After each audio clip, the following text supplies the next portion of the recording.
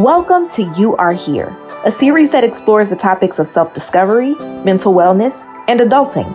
I'm your host, Crystal Luster, and we are recording in the beautiful downtown Chicago at the Exhibit House. If you're looking for a good gut laugh and a good soul hug, then you've come to the right place. In this series, you will hear life stories as they're being written, in hopes of letting you know that you aren't alone in this life journey, and we can figure it out together. You Are Here is brought to you by Uni. Start your story.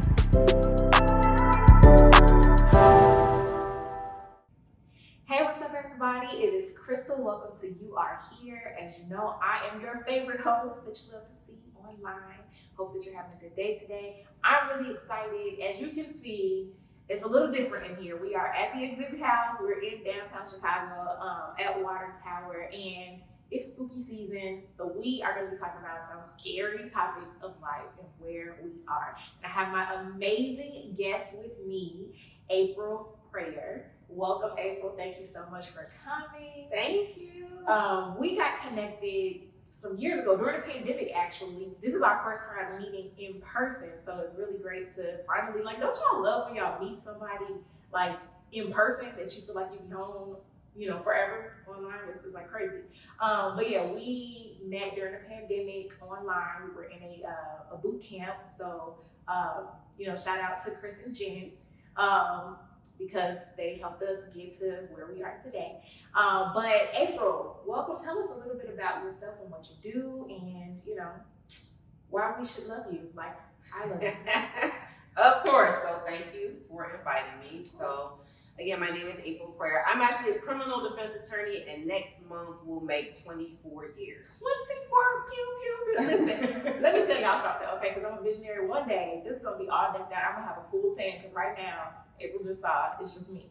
But I'm going to have a full team, and I'm going to have a DJ, and when people be dropping bombs like that, okay, we're going to be like, pew, pew, pew, pew. But for right now, I'm just add it in post. Pew, pew, pew, pew. 24 years? 24 years. And so I grew tired of representing one person at a time, only for them to be replaced by 100 more people within the hour. And so I created a board game. And the board game is called Trials and Triumphs. And it navigates you through those scary situations you were talking about, because, we watch the ghoul flicks and we watch the scary movies, but nothing is more frightening than seeing those flashing lights behind you and not knowing why you're being pulled over and not knowing what to do, especially if you're a teenager. So I created a game to help walk kids through that. Let me tell y'all something.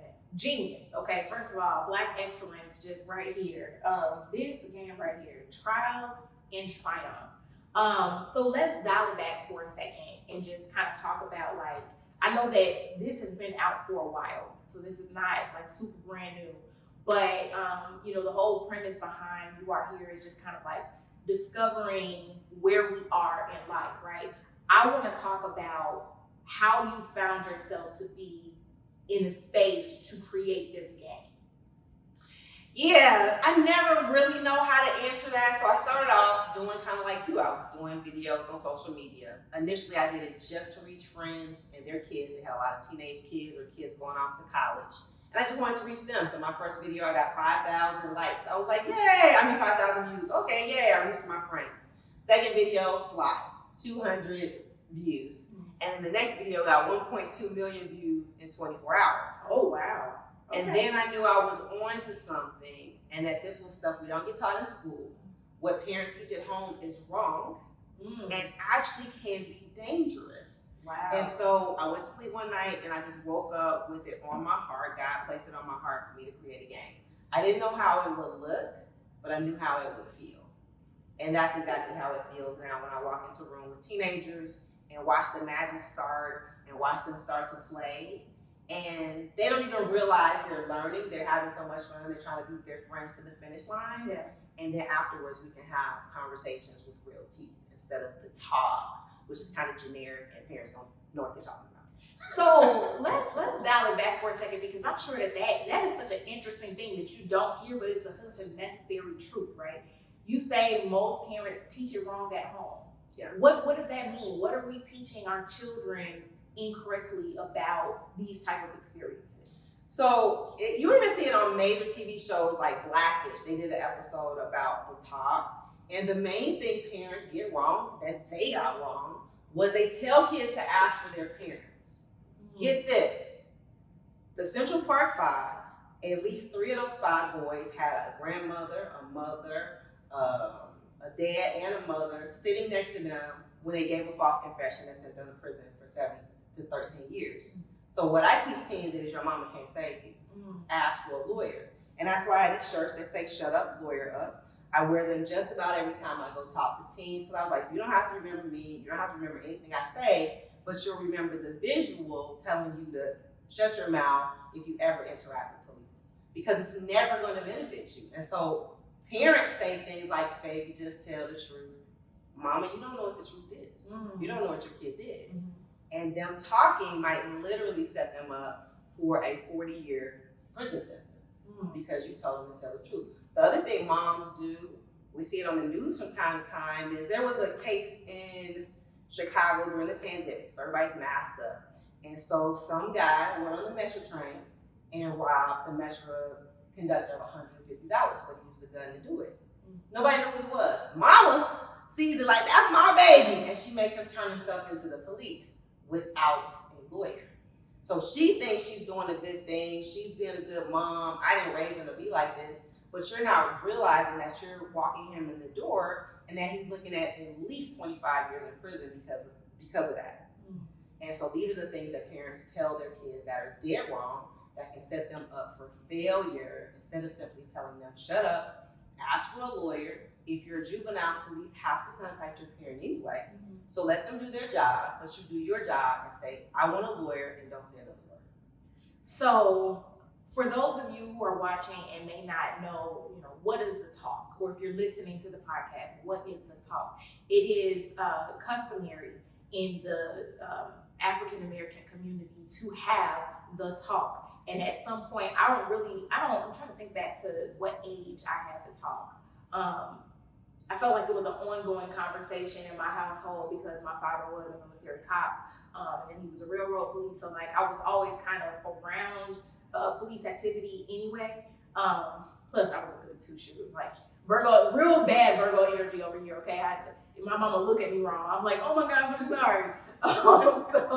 But having the talk is customary in our households because we find ourselves, even though we are 13% of the American population, we find ourselves making up a significant percentage of the prison population. And so we have to have a talk about how to interact with police. And I think I would be correct in saying that it's wrong to assume that every interaction that you have with police turns into a deadly one, or every interaction is that, or every cop is that. I don't want to go and say that because I don't believe that that's true. That's not my experience, and statistically, I would probably venture to say that that's not the thing that happens most often. But a lot of times, the reasons why parents have the talk is to deter their children from being the statistic, from being those extreme examples of your I'm blanking on everybody's names now. George Floyd, Tamir Rice, Sandra Bland, Laquan McDonald. Like you don't want your child. No parent wants to get that call and have those situations where a situation went wrong. But we also don't want to walk around in fear of police. And I feel like that's something that happens a lot, where children are now afraid because parents instill that fear. That kind of communication is something like, ask for parent, or don't say anything at all, or, just comply. And complying is what happened with the Central Park Five. They complied. They did what they were coerced to do, and they ended up in jail wrongfully accused of something that they didn't do. That's redundant, but I'm gonna correct myself because that's what I do in my mind. I'm like, why did you say that, Chris? But they ended up doing jail time for something that they didn't do, and because they just went along with it, because that's what you feel like. It's like that fight or flight mode. You do what you got to do to survive. So brilliant mind April here has come up with this game. So tell us a little bit about how does this game work? So let's do an unboxing. Okay. So the way it works is First, on the How to Play booklet, there are 7 rules that kids are learning as they're playing the game. They're not even aware that they're learning it. They kind of glance at the booklet. Nobody likes to read instructions. Of course. But there are 7 rules, and the 7 rules are all ours, so that it's easy for them to remember. When they leave the room, I'm not there anymore, the game isn't there anymore, they innately know what to do. So it's don't run, don't reach, don't resist, don't run your mouth, request a lawyer, refuse consent to search, and refuse all DUI tests. And so it gets reiterated as they're playing the game. So in the game, there are 2 worlds. There's the world of possibilities, where you graduate high school, you buy a puppy, you go to college, you get your first duplex, the ups and downs of life, and along the way, there are flashing lights. And so when you hit flashing lights, you draw a flashing lights card. And just like when you get pulled over in a car in real life, or get pulled over when you're walking down the street, you don't know what the cop wants. Maybe he's there to tell you your tail lights out and you're getting a warning and get sent on your way. Or maybe your car matches that which was just used in an armed robbery. You have no idea. And so on each card, it tells you if you violated one of these 7 rules or not, and then that affects whether you end up in the world of trouble. And the world of trouble is the endless loop of going to jail, going to court, waiting for the judge to come back from vacation, waiting for the pandemic to pass so you can get your case heard, the ups and downs of the criminal justice system. And while you're spinning there, your friends are living their best lives. They're going to Paris, they're going to Disney World, they're going to grad school, and they are working their way to triumph while you're stuck trying to get out of jail. Wow. I love that, because of course the objective is like, don't go to jail. Like, I want to be with my friends, living my best life. So how do they get out of the world of trouble if they get in? So, one, they can win their case. They can get a not guilty on their case, Okay. and then they either go back to start or they go back to a block that says clean slate. Okay. They can also have a misdemeanor, and they can get misdemeanor probation. Okay. That also sends them to clean slate. And really the only way to lose the game is to run your mouth and to be holding a card that's a felony that also says you ran your mouth. And so kids learn very quickly that it's beneficial to be silent. That silence is in fact golden, and that asking for an attorney is really the only thing they should say. I want a lawyer and I do not consent, and other than that, shut your mouth. You know what I love about this? 2 things, right? Because y'all know how my brain is working. One, just first of all, fantastic name. I love that you created this fun way to learn about this system, and that it's so realistic, right?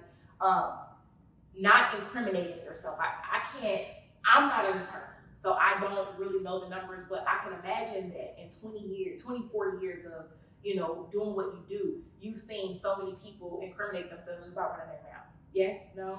Yes, and I think the numbers are, for kids under 14, like 86% of them falsely confess to crimes they did commit.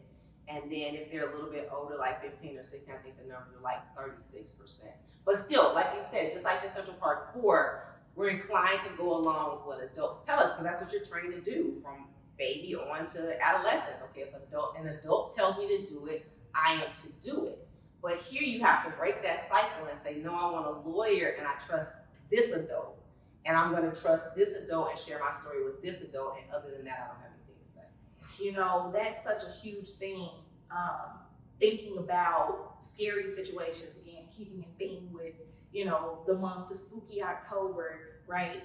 It is a very scary thing. I can't tell you how many times, well, I can't tell you because I don't get pulled over a lot. I probably only had that happen like 3 times in my entire life. And it was mostly for driving too fast. But whatever. I always got off with a warning because I have an excellent driving record. I'm just, see, I'm running my mouth because I feel all nervous already. But I know the panic that I feel when I see lights, because you hear these stories, and as a Black American, it's a very real scary feeling, right? And you naturally want to explain your case right away. But the power of silence, I think sometimes we get so caught up in this idea that I have to explain myself, I have to speak up, I have to stand up for myself. But it's like, sometimes the best thing that you can do for yourself is be quiet and let someone who is trained and educated in that realm to be able to speak up for you. They can become your voice. It doesn't mean it takes your voice away. It actually empowers you. And so it's unlearning that in our talks at home. So parents, if you're watching this, if you're listening to this and you want to get in touch, I'm definitely going to put the contact information below, but check out this game because it can educate you and your children on the best practices of making sure that your children return home if they do have an encounter or don't have an encounter like this at all. And the other thing about it just kind of makes me think about life in general, right? How sometimes we feel like we're so caught up in, I have to have my voice, I have to speak my truth, but silence really is golden sometimes. Sometimes silence is better, guys. Less is more. When I was a kid, there was that whole thing about loose lips sink ships.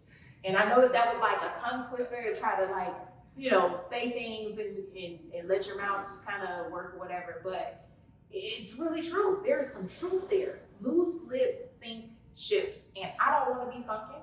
I don't want to be in a sunken place. You know what I'm saying? I want to have whatever it is that I need to get home and lead my life and I want to go to Paris. Listen, okay? Not right now, but I got bed bugs. That's right. You got bed bugs. They do have that. I don't want to go to Paris right now. Not right now. Listen, I'm not gonna lie to you, okay? And I have this theory that that bed bugs are like roaches. You know what I'm saying? So I really want to just call over to Paris like, Paris, bonjour, y'all got roaches? You know what I'm saying? Roaches over there? Because how y'all got roaches? Y'all too fancy for it. Y'all drink tea with your pinkies out. And you got roaches?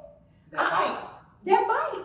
I've seen bed bugs now. Not personally, but I've seen pictures of them, and I've seen people with bed bug bites. And let me say, because you know what the black people gonna do? We're gonna have this here talk the right way with April's game, but we're also going to shake everything out, okay? Because that's your little friends that got the roaches and the bed bugs. They can't sleep over. And if you go over their house, if you happen to go over their house and you see a bug, shake everything. You be doing a Harlem shake, okay? Shake your bags. On the front step. On the front step. Because you're not going to get in my car with the roaches. You're not bringing the roaches in to my house. Amen to that. So no, we don't want to go to Paris. Let's go to Mexico or something. Let's go to Canada. I don't know. We're going to go somewhere that don't have roaches, okay? But no, I love that. I love that there's a celebration of understanding rights. And I feel like that's a thing that's so important. It's so needed. So, you're here now getting ready to celebrate 24 years of being an attorney. You have your game out. You've been on countless media outlets. You teach, you speak to schools, to kids everywhere about what you're doing and how to survive. Where do you feel like you are in your career and life? Is this exactly where you want it to be, and where are you headed? Yeah, this is the sweet spot. So this is like the culmination of everything I've done. So I've done sales. All about being a lawyer. I've done sales. I've released books. I've done all these different things. I've always pursued multiple passions in addition to practicing law. And so I feel like all of those things set me up for where I am now. And now it's just about getting the game in the hands of more and more people, more and more families who will never even know my name, will never meet me, and turning those kids into ambassadors that will reach kids who will never even play the game. And so that's what happens. Kids play, they get this information, and they're immediately going to tell somebody, man, this lady just said this, and this game, we just learned that. And they're telling their parents, and they're telling their friends, and they're keeping the whole community safe. And that's what I envision. I love that. Man, I'm just so grateful. Seriously, for you to come and share. I don't have any kids yet, but it has affected how I will approach having a talk with my kids, because you do your best as a parent to try to, tell them the right thing. I know my parents did what they knew, what they experienced, and that's what any parent does. It's the best that they can with what they know. But we have a trusted attorney with decades of experience that can tell us the best things to do, because obviously the most important thing is for your child to return home safe and wiser, and hopefully not be in this type of situation. So where can people purchase the game? They can go to my website, and it's theonlygameyouneed.com, theonlygameyouneed.com. And you can go there and check out the game. We also have an expansion deck. So this game comes with 54 different real life scenarios. And in the expansion deck, you can get all the way up to 79 real life scenarios. So I tell parents, this is to support you as you give the talk, because when you're just talking to your kids, you'll think of 1 or 2 situations that you've had because you got stopped for speeding. You're never going to come up with almost 80 different situations that your kid can face the minute they leave your sight. So let me look at this. Okay, here's one. You and the local bully get into a fist fight. You lose. In a rage, you run home with a black eye and grab your dad's gun and go looking for the bully. You shoot twice but miss him and hit his sister instead. She lives. Police arrive. You tell them everything. You say you didn't mean to hurt her. You were charged with attempt murder felony. Wow. Okay. Yeah. That's a real life situation. And we've heard stuff like that happening before. So we remember the 7 rules. Don't run, don't reach, don't resist, don't run your mouth. Do refuse all DUI tests, refuse consent to search, and request a lawyer. So keeping all of that in mind, what would be the objective here in this particular scenario? So a few things. So one, we're teaching kids that self-defense, if I put up my dukes and you put up your dukes, we're even. If I put up my dukes and you pull out a gun, we're no longer even. So there are many problems with this scenario. One, the kid doesn't even fight in that moment. He leaves, goes and gets a weapon, introduces it into a scenario where the other person is unarmed, and then shoots someone else. So he has a problem. And as a result of that, the best thing he can do is be silent and share his story with an attorney, and the attorney can decide the best way to proceed. But him going back and saying, man, that was a bully and he beat me up and his sister got in the way, you're not going to be justified in any of your actions. There's nothing you can say that's going to benefit you. So shut your mouth and ask for a lawyer and let the lawyer then intervene and come up with the best resolution for you. Man, I love this. And I love that there are such explicit examples of what you can expect. Real life scenarios that I'm sure that you've probably seen in your career. So I am so very excited about the game and sharing it with my friends and family. I hope that you all check out theonlygameyouneed.com. Yes, theonlygameyouneed.com. Pick up this game, play it with your kids, play it with your sister, your brother, whatever. Just so that we're more informed, so that we are where we are is safe. You are here, you are safe. You are here, yeah, this might be scary, but we gonna make it through, that type of thing. So thank you, April, so much for coming on and sharing your game and your expertise. As always, y'all know I love y'all, and thank you for tuning in. Peace. Thank you so much for tuning in. Please don't forget to subscribe and connect so that we can keep doing life together. Have a good one.